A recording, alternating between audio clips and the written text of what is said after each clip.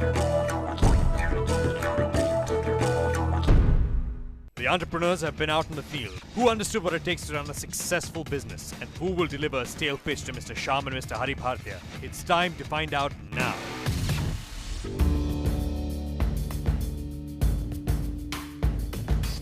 Welcome, welcome, welcome. 3 welcomes for the 3 of you. I have a small announcement to make before you make your presentations one by one. Even though one of you might be eliminated, we have today an introduction.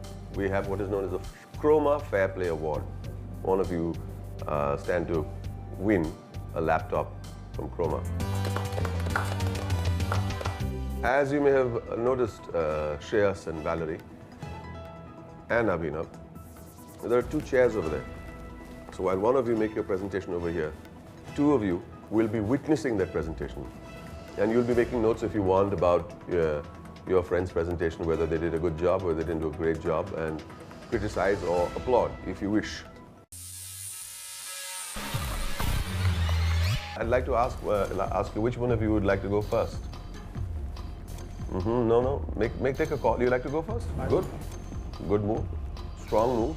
I spent a lot of time in the Domino's outlet that I went to, learned a lot of things. There are a lot of tweaks that I came up with, and I'm very excited to present them to Mr. Shyam and Hari Bhartia and see what they think. You have 10 minutes to make your presentation. The topic that I was given was to work on improving Domino's operational efficiency, figure out the bottlenecks in the system which can then be removed, and further high volume growth for Domino's. For this, I went to a single Domino's outlet, studied the kitchen, and used a lot of data. This is over the last 6 months. The first one there shows the order to delivery percentage of orders which have been delivered within 15 minutes. And mostly it was the focus of the people who are managing individual stores, because they check month-on-month percentages to motivate the workforce to work harder. This is basically an activity chart of the key processes that I found are involved in an individual order in terms of a single outlet. There are various steps. The ones marked in yellow are the ones that I'm going to focus on trying to reduce. How have you selected those yellow?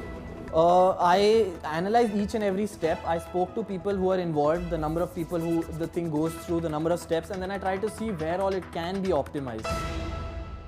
However, I am going to suggest some ways of better routing in terms of 85% of Domino's orders are single delivery orders. If it can be somehow clubbed, though, I mean, you have a 1.5 minute or a 2 minute period to check, okay, 3 pizzas in a similar location in 3 minutes, a flag goes off, the person who's delivering takes 2 or 3 together. So what can you do to reduce the queues? Firstly, set up kiosks for ordering, wherein customer will walk in, enter his order, and instead of standing in a queue, so his order directly goes into the system, and to make payment he gets into a separate queue. That will save time if you have 2 kiosks, or if you have a Wi-Fi app, in case I have a smartphone, in case I have a Bluetooth message wherein I just select the menu, pick one item, and I can place my order there. Another thing is for home delivery calls, the calls on wait shouldn't be dropped ideally, because they say that there are 4 lines in the store that I saw, and if there's someone else is ringing, and if you can't, because you can't really hurry up an order.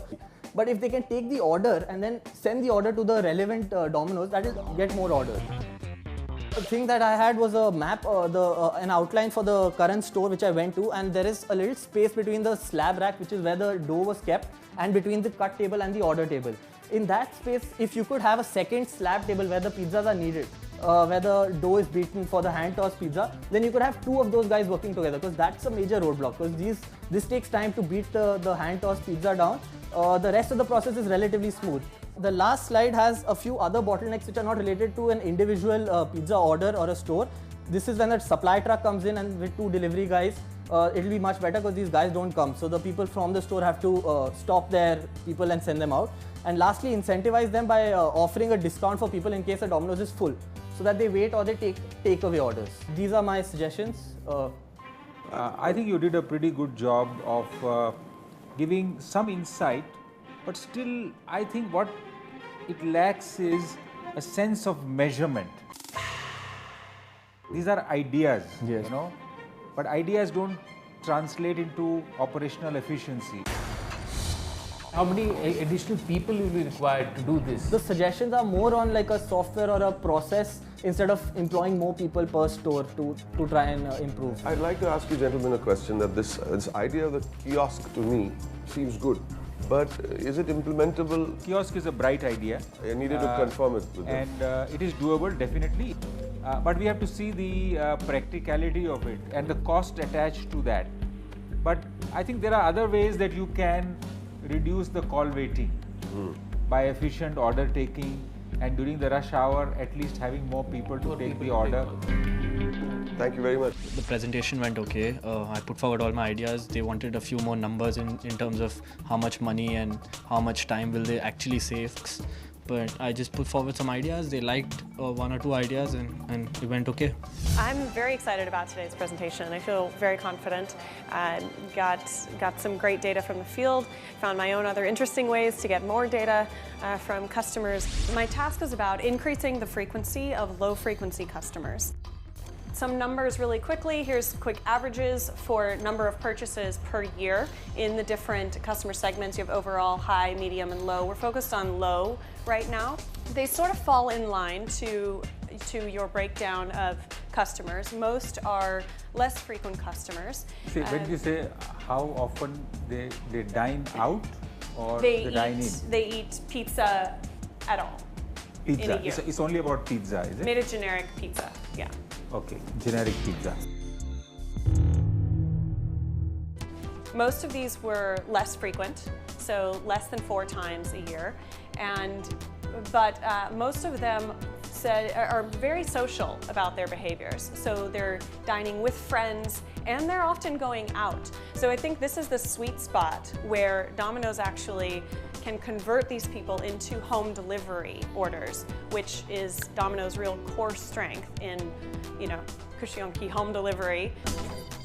Capitalizing on this audience that is eating your pizza, but getting them to do it more and at home and ingraining that into the behaviors at home.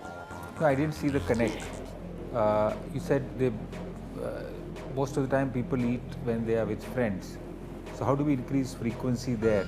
See, I have not understood. The question was the people who are eating less frequent pizza, how to convert them into more frequent, which is less than one or right. Or one. So that is the main point. Not to add more customers is one thing, that you add more customers. Right. But how to increase the frequency of the existing customers. That is it. Okay, we want to increase frequency of low customers. So what is it about them? They're very social. They go out, they eat in the restaurant, they dine with friends. So let's tap into those behaviors and drive those into more frequent consumption. One thing is, how do we track these people? We have very good tracking. So let's capture their mobile numbers in a very simple and low-cost way in the restaurants. And you get the customer to simply dial it, or give it a missed call or zip dial it. That collects that user's mobile number and ties that number to the order. This works both in the restaurant as well as at home delivery. If we are delivering the pizza at home, we already have their number. We already have their number. So they don't need to dial anything. Some interesting things with social networking. When people use the mobile, that can automatically populate into other areas. You have a very strong Facebook presence, for example. So let's get your users contributing to that even more. Every time they vote for their favorite flavor, for example, have it post immediately to Twitter or Facebook. And these are simple things that can be integrated with mobile solutions such as the one my company offers. Gentlemen? The presentation was good and some of the ideas are good, but it lacked to some extent the basic question, how to increase the frequency from the existing customers. It is not new customers, you can always add new customers, there are various ways of adding new customers.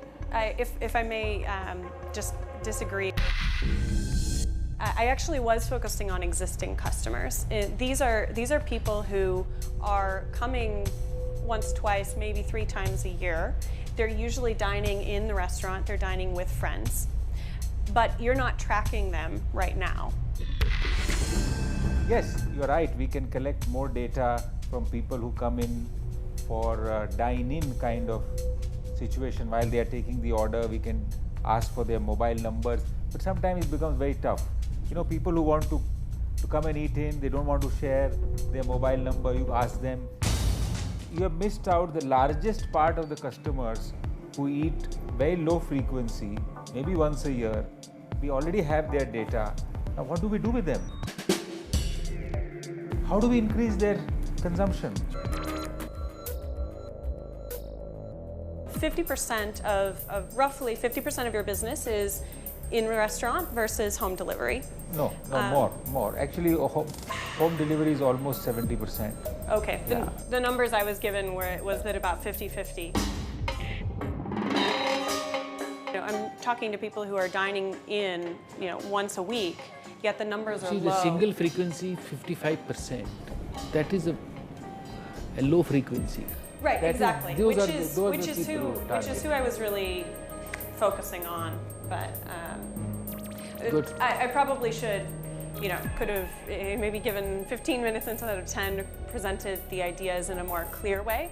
But I absolutely was focused Good. on the low Okay. consumption Good, customers good, great. rather than new customers. Thank you, Valerie. Thank you. Thank you.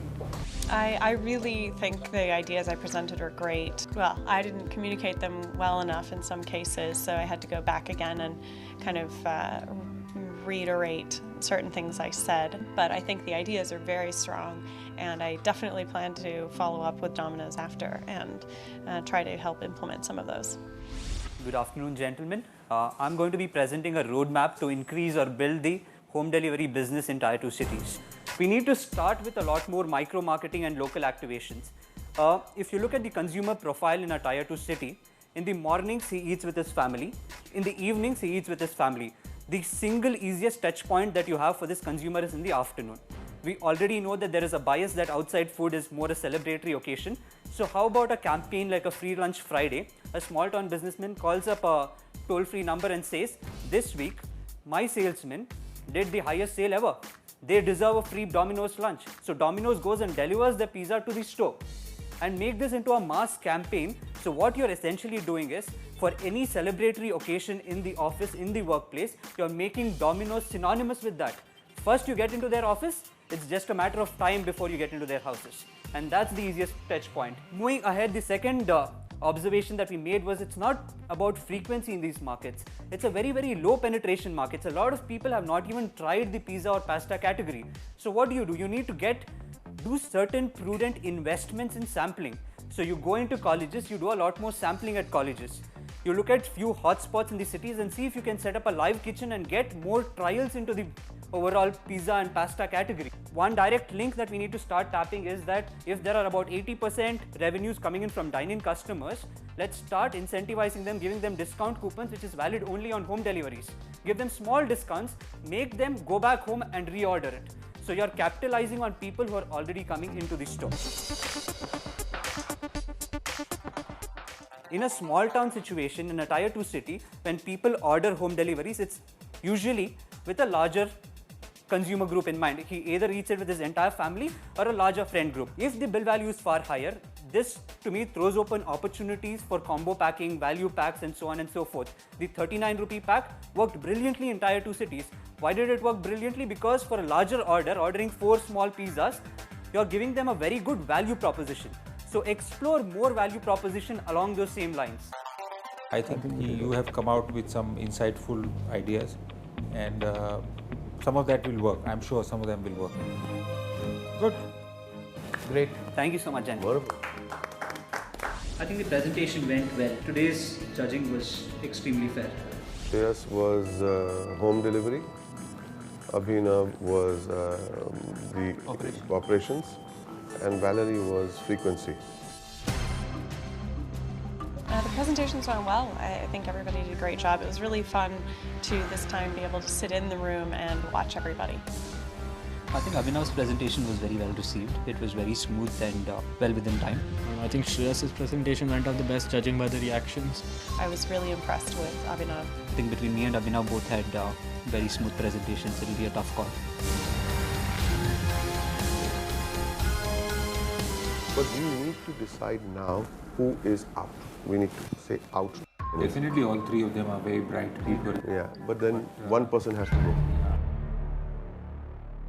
I think you must say that this is my money and I'm going to spend it. Should I spend it or not? I don't know how well that will work. If it works, it will do great. What about your friends or foes? The timing of the presentation went completely haywire. Do you agree with him, sir?